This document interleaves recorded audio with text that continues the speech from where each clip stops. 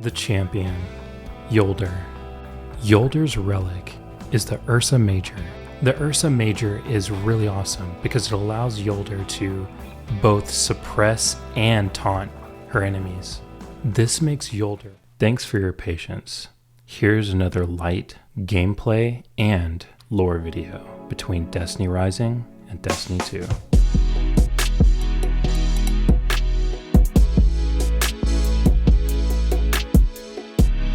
Let's talk about Titans.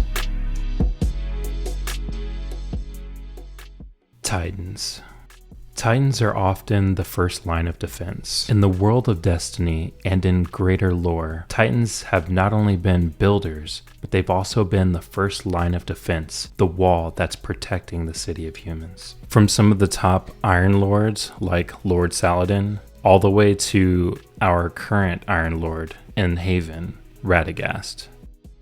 Time will tell whether some Titans like Jolder will suffer the same fate as in the Destiny 2 timeline. In the Destiny 2 timeline, Titans are manipulating a lot of elements: Strand, Void, Arc, Solar, etc. But these are all paracausal elements. Here we want to talk about Titans in Destiny Rising. Currently, they still only use the paracausal Void, Arc, and Solar abilities. However, just like in our Warlock video, they are actually manipulating greater powers than in Destiny 2 via their relic weapons. Getting some of the basics out of the way, similar to our Warlock video, our Titans have the same punch or melee and the same jump. Let's start with the fan favorite, Kabr, the Shieldbearer. Kabr has a lot of history in Destiny 2 and Destiny. The fun fact on Kabr is he wants his own legion. Destiny 1's first raid sent Guardians down in a party of 6 into a vault, the Vault of Glass. Kabr's mind was tragically lost within the Vault of Glass, but what he left behind allowed us to complete the raid, which was the relic Aegis, which clearly side by side you can tell was built using whatever he had inside of the Vault of Glass, plus his shield. Lastly, we have a new version of Kabr in the game. His new version seems to be more battle hardened.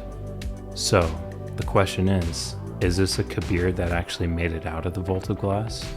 It's also worth noting that the name of his shield has changed to Levin, and his title is the Undaunted Warrior. There's a lot more to unpack with Kabr, so I'll have a full breakdown of his build in a future video. But for now, he creates shields and he shoots out a blast of arc, and his super allows him to guard everyone, similar to his relic inside of the raid. As a quick pause, if you're enjoying content like this, please leave a like and a comment and maybe even consider subscribing. I do make this content purely for fun, but it will help more people see this video. Thanks. The champion, Jolder. Jolder's relic is the Ursa Major. The Ursa Major is really awesome because it allows Jolder to both suppress and taunt her enemies. This makes Jolder a lot like a traditional tank that you would see in a team. Jolder is kind of the quintessential Titan within our Destiny Rising universe. Basically, a lot of her moveset is mimicked off of the Void Titan in Destiny 2. Or rather, maybe Void Titan's style is inspired by classic Jolder in history. In greater Destiny lore, Jolder suffered a fate where she sacrificed herself for the Iron Lords in order to lock away Siva. Is she doomed to suffer the same fate in this timeline? The Celestial General, Xian Wei. Xian Wei's relic is called the Thunderous Roar. Xian Wei manipulates arc in a way that we've never seen before in the world of Destiny.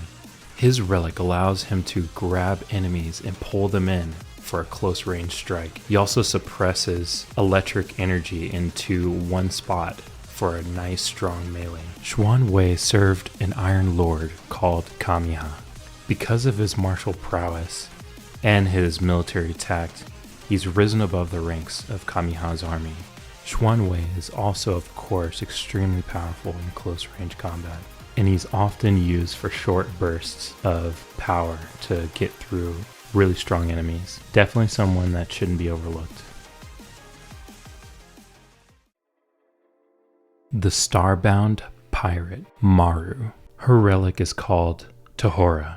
Maru lost her starship, but she's not discouraged.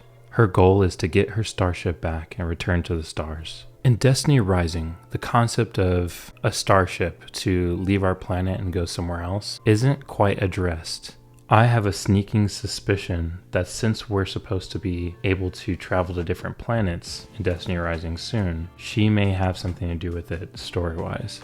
Maru manipulates void energy through her cannon in order to create void barriers and powerful void blasts. After she's charged up enough energy with her Tahora, she's able to perform a really powerful blast from her cannon. If you're interested, I believe I've made the most detailed guide on Maru out there on the internet, so go check it out. Same with Rossi 11. Finally, the Medjay, Finnala. Her artifact is called Mat. If you thought Jolder was the quintessential tank in Destiny Rising, then Finnala takes it one step further. Finnala channels solar energy through her relic in order to create a barrier around her that doesn't keep things out, but actually scorches enemies that actually walk through it. She also has an ability that brings enemies in and does explosive solar damage. The way that Finnala channels solar energy through her relic is very unique in the Destiny universe, because we're not used to solar being used in a defensive manner, while Finnala is actually using it very defensively and also channeling solar energy for explosive damage. Alright, as usual, it's time for some honorable mentions / a couple of titans that I think could make the cut pretty soon and arrive in Destiny Rising.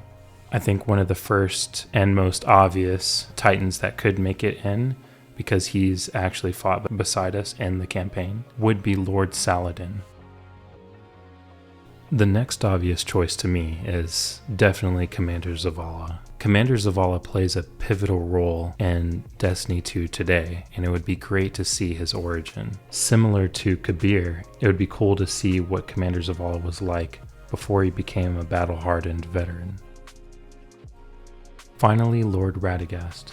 Radagast is a pivotal character right now in the story, so I have the least confidence that Radagast will become a playable character very soon.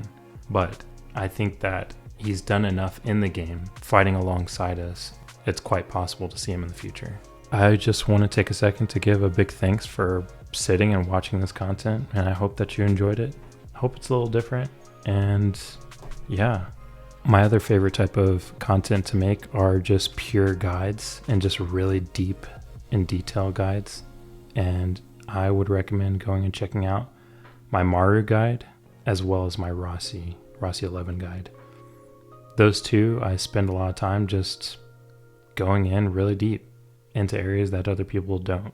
Anyway, I wish you all a happy new year and take care.